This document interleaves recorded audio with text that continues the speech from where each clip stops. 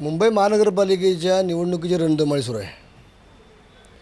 घाटकोपर प्रभाग क्रमांक 125मधून राष्ट्रवादी काँग्रेसचे अधिकृत उमेदवार हरिश्चंद्र जंगम आपल्याबरोबर आहेत. त्यांनी या अगोदर राष्ट्रवादी काँग्रेस पक्षातून 2दा निवडणूक लढवलेली आहेत. त्यांनी जिल्हा परिषदी साताऱ्यातून लढवलेले आहे. त्याच्या अगोदर इथे मुंबईतून महानगरपालिकेची निवडणूक लढवलेली आहे. त्यांना पुन्हा एकदा उमेदवारी मिळालेली आहे. ते आपल्याबरोबर आहेत. साहेब, आतापर्यंत जे राजकारण झालं, राष्ट्रवादीचं एक सूत्र होतं, 80% समाजकारण, 20% राजकारण. या तत्वानुसार इथून पुढे राजकारण होणार की आतापर्यंत जे चालत आलं आहे ते राजकारणाला तिलांजली देणार? प्रभाग क्रमांक 125 ह्यामध्ये वेगवेगळ्या ठिकाणी विस्तारीकरण झालेलं आहे. रमाबाई कॉलनी, गोदरेज कॉलनी, पॅन्थरनगर, त्यानंतर BST colony, Naidu colony, Siddharameshwar Nagar, Panchganga, Samata colony, Saibaba नगर, रेल्वे वसाहत आणि न्यू पंतनगर असा विस्तीर्ण माझा प्रभाग आहे.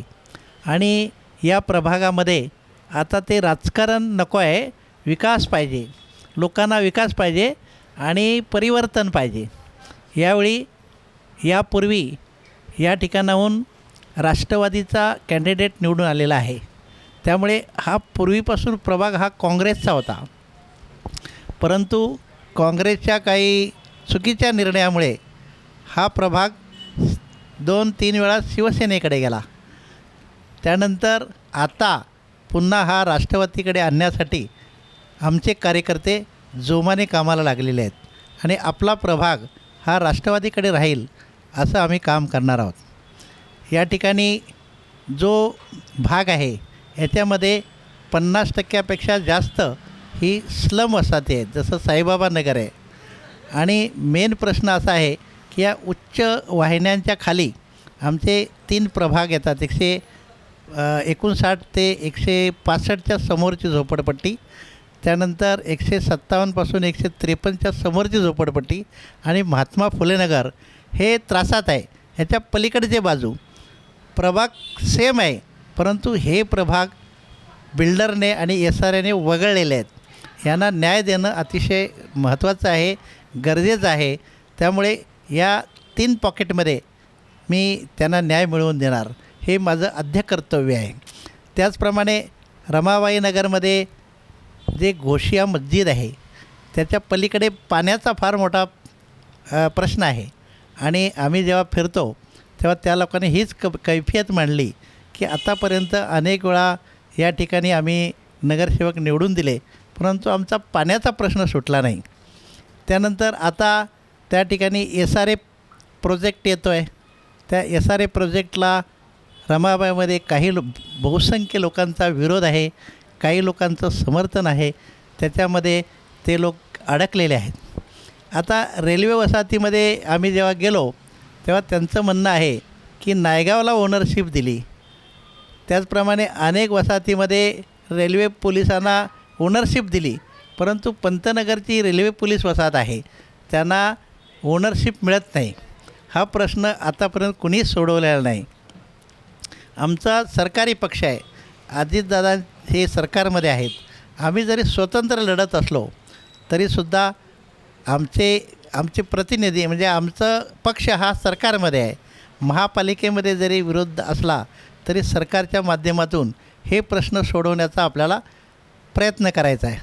या ठिकाणी महापालिकेची जी कामं आहेत, गटारं, स्वच्छता आणि मीटरचे प्रश्न आहेत, गटारांचे प्रश्न आहेत, स्वच्छतेचा प्रश्न आहे, हा महापालिकेकडे असतो. आणि त्यासाठी आपल्याला मदत नगरसेवकानं ती काम करायला पाहिजेत. आणि मला लोकांनी संधी दिली तर मी प्राधान्यानं ही रेल्वे वसाहत आणि या ठिकाणची जी SRA प्रोजेक्ट सिद्धरामेश्वर नगरचा पासून हे जे रखडलेले आहेत, हे एकत्रित पुनर्विकास 8 सोसायट्यांचा मंजूर झाला आहे, परंतु आता 5-10 वर्षं झाली त्याच्यामध्ये काही प्रगती होत नाही. 1 नंबरच्या मागं काही झोपड्या तोडल्या आहेत, परंतु त्यांना न्याय अजून मिळाला नाही, तिथं काम सुरू झालं नाही. आणि आमचा हे जो उच्च दाबाच्या खाली 3 पॉकेट आहेत, ती 3 पॉकेट त्यांना वगळलेलं आहे.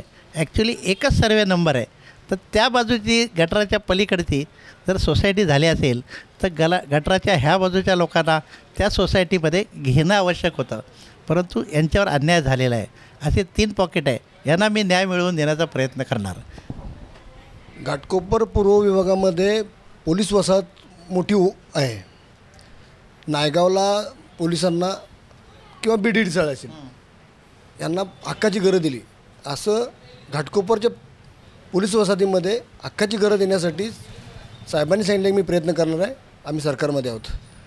जो SRAचा प्रकल्प आहे त्यासाठी तुमच्या प्राधान्याने काय प्रयत्न असतील लोकांना घरं मिळवून देण्यासाठी? कोणता? हा जो तुमच्या 3 पॉकेटमध्ये म्हणताय की गटाराच्या त्या साईडला गेला, एक सर्वे नंबर आहे, यासाठी काय प्राधान्य असेल तुमचं? या लोकांना आम्ही या ठिकाणावरून दुसरीकडे शिफ्ट होऊन कडक विरोध करणार आणि याच ठिकाणी त्यांचं पुनर्वसन व्हावं. आता पंतप्रधान आवास योजना आहे, त्याच्यामध्ये उंची वाढवायची गरज नाही. आता आमचं महात्मा फुले नगर आहे, हे बसतं आहे, याच्यामध्ये बिल्डिंग होतात, परंतु रेल्वे पोलीस वसाहतीची जी कंपाऊंड वॉल टाकलेली आहे त्या बाजूला जर इमारत घेतली तर आमचा हा पॉकेट बसतो आहे. आता उरलेले 2 आहेत, त्यांनी त्या 8 सोसायट्या आहेत त्याच्यामध्ये त्यांना मर्ज करून घ्यावं. त्यांना PAP नको, त्यांना हक्काची घरं मिळाली पाहिजेत आणि त्याच सोसायटीमध्ये मिळाली पाहिजे, म्हणून मी फाईट करणार. माता रमाबाई आंबेडकर नगर ही खूप मोठी वसाहत आहे, स्लम वसाहत आहे. इथे अनेक वर्षापासून विकास खुंटला आहे.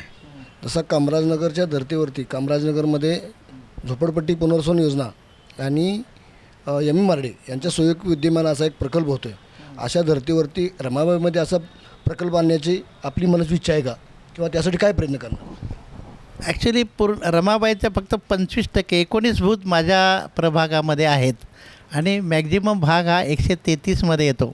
त्यामुळे 133मध्ये जास्त लोक आहेत, बहुमतावर निर्णय होत असतात. त्यामुळे आमच्या 119 बूथसाठी जे काय स्वतंत्र जर त्यांनी केलं आणि लोकांच्या मनात जे असेल ते आम्ही करणार. लोकांचा विरोध असेल तर आम्ही त्यांच्याबरोबर असणार. लोकांना ते हवं असेल तर आम्ही त्यांच्याबरोबर असणार. म्हटले आम्हाला ते झोपडपट्टीत राहायचं, तर लोकांना काय तुम्ही कन्व्हिन्स कराल ना की बाबा झोपडपट्टी तुम्ही चांगल्या ठिकाणी राहायला करणार. लोकांच्या मनात जर असेल की या ठिकाणी SRA व्हावा तर पूर्ण सहकार्य करणार. लोकांना वाटतं की आपण बिल्डिंगमध्ये जाऊन राहू. SRAमध्ये आणि त्याचा माझा चांगला अभ्यास आहे, त्यामुळे त्या लोकांना पूर्ण न्याय मिळवून देणार. स्लम असो, पोलीस वसाहत असो, या सगळ्या विभागामध्ये जनतेचे प्रश्न त्यांना चांगले माहिती आहेत. आतापर्यंत आम्ही जेव्हा बघतो तेव्हापासूनही सामाजिक कार्यामध्ये अग्रेसर आहेत. त्यांना राष्ट्रवादी काँग्रेसकडून अधिकृत उमेदवार मिळालेले, त्यांच्या पक्षाचं ब्रीदवाक्य आहे 80% समाजकारण 20% राजकारण. ह्या तत्त्वावरती ते निवडणूक जिंकतील आणि त्यांना भरघोस मताने विजय करा असं त्यांनी एक आवाहन केलं आहे. कॅमेरामन जावेद शेखसह ज्ञानदेव सुतार, लोकनिर्भीड, मुंबई.